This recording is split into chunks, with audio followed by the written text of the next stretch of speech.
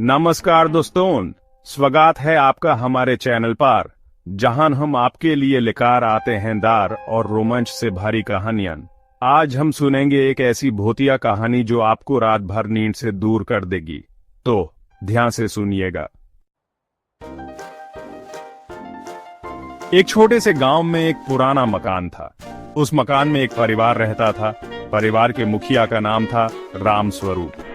वह एक अच्छा और धर्मपरायण व्यक्ति था। उस मकान में एक अजीब बात होती थी। रात के समय में उस मकान में अजीब अजीब आवाजें सुनाई देती थीं। कभी कभी तो ऐसा लगता था कि कोई व्यक्ति उस मकान में घूम रहा है। राम स्वरूप और उसके परिवार के सदस्य उस अजीब बात को लेकर बहुत परेशान थे।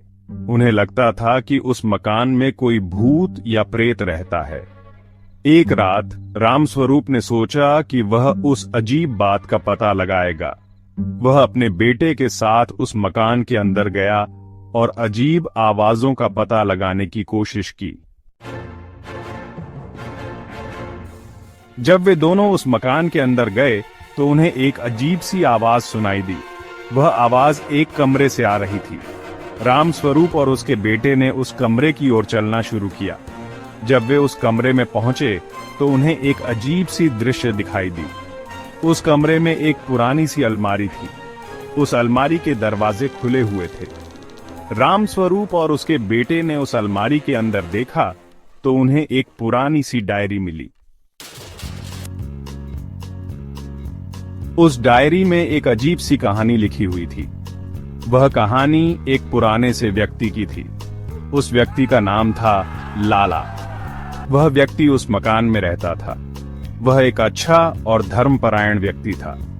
लाला की कहानी यह थी कि वह एक दिन अपने परिवार के साथ उस मकान में आया था। वह उस मकान में रहता था और अपने परिवार के साथ खुश था। लेकिन एक दिन उसके परिवार के सदस्यों की मृत्यु हो गई। लाला अकेला हो गया था। लाला ने अपने परिवार के सदस्यों की मृत्यु के बाद उस मकान में रहना जारी रखा। लेकिन वह अकेला था और उसे अपने परिवार के सदस्यों की याद आती थी। वह उस मकान में घूमता था और अपने परिवार के सदस्यों को याद करता था।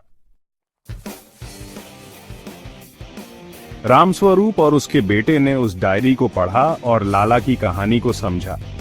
उन्हें एहसास हुआ कि उस मकान में कोई भूत या प्रेत नहीं था, बल्कि लाला की आत्मा थी। वह आत्मा उस मकान में घूमती थी और अपने परिवार के सदस्यों को याद करती थी। रामस्वरूप और उसके बेटे ने उस मकान में एक पूजा की और लाला की आत्मा को शांति प्रदान की। इसके बाद उस मकान में अजीब अजीब आवाजें नहीं सुनाई दी। लाला की आत्मा को शांति मिल गई थी।